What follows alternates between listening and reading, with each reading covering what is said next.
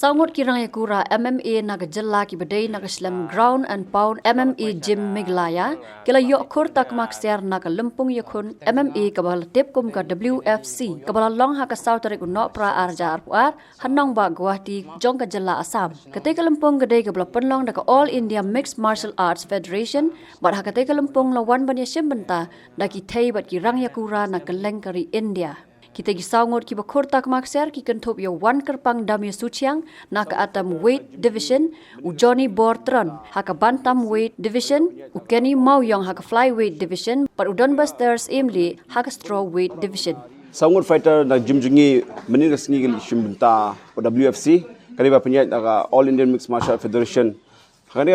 tournament ki bon barak na ri India ki wan shimbenta. Ta sangot fighter jungi ni kemen hadu kata bagi job sangut diki udah gold medal ya ka jelab dia geri barawai te uding ku fighter bani kong udah Johnny D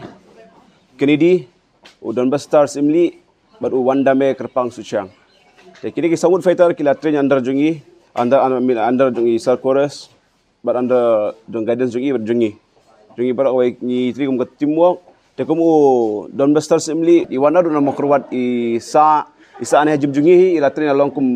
ar license me gumta betre hene kum Kennedy ba Johnny D ide na patarkhma itu iwan na patarkhma kisa ajim jungi kum saun rubnai ajondon mta ajondon ni saun rubnai ki train under jungi da jong ground pound but under jungi Sarkores ngingi select shwa gi kidon ki kidi amateurs kidon ki pros but kidon ki nang